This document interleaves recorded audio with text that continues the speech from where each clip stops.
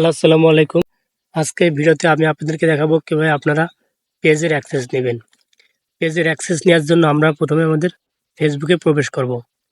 ফেসবুকে প্রবেশ করার পর আমরা অবশ্যই আমরা যে পেজ থেকে অ্যাক্সেস নিব সেই পেজটা লগইন করব। সেই পেজটা লগইন করার পর আমরা এখানে দেখুন প্রোফাইল আইকন আছে, প্রোফাইল আইকনের উপর ক্লিক করব। প্রোফাইল আইকনের উপর ক্লিক করার পর আমরা এখানে দেখুন সি ড্যাশবোর্ড আছে, আমরা ড্যাশবোর্ডের উপর ক্লিক করব। ড্যাশবোর্ডের উপর ক্লিক করার পর আমরা এখানে নিচে আসবো একটু।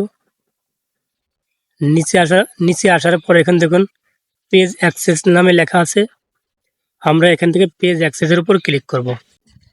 অলরেডি আমার একটা আইডি অ্যাক্সেস দেওয়া আছে, আমি নতুন আরেকটা আইডিতে অ্যাক্সেস দিব, তার জন্য আমি অ্যাড নিউর উপর ক্লিক করব। অ্যাড নিউর উপর ক্লিক করার পর আমরা এখান থেকে নেক্সটের উপর ক্লিক করব। নেক্সটের উপর ক্লিক করার পর আমরা এখানে আমার যে আইডিতে আমরা অ্যাক্সেস নিব সেই আইডিটা এখানে সার্চ করব। আইডিটা সার্চ করার পর আমরা আইডিটা সিলেক্ট করে নেব।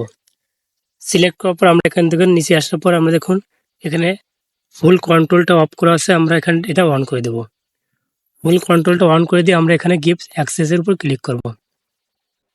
গিভস অ্যাক্সেসের উপর ক্লিক করার পর এখানে আপনার পাসওয়ার্ডটা হবে, আপনি এখান থেকে পাসওয়ার্ডটা দিয়ে দিবেন। পাসওয়ার্ডটা দেওয়ার পর আমরা এখানে কনফার্মের উপর ক্লিক করব।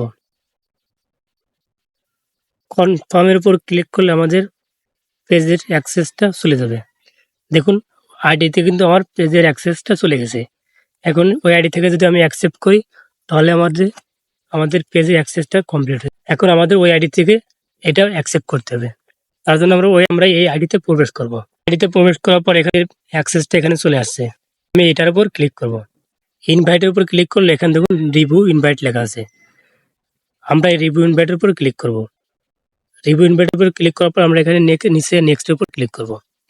নেক্সটের উপর ক্লিক করার পর আমরা এখান থেকে অ্যাকসেপ্টের উপর ক্লিক করব। অ্যাকসেপ্টটা করে দিলে আমাদের আইডিটা দেখুন অ্যাকসেপ্ট হয়ে গেছে। এখন আমরা সুইচ নাওতে ক্লিক করব। দেখুন আমরা পেজের অ্যাক্সেস পেয়ে গেছি। খুব সহজে আমরা পেজের অ্যাক্সেসটা পেয়ে গেছি।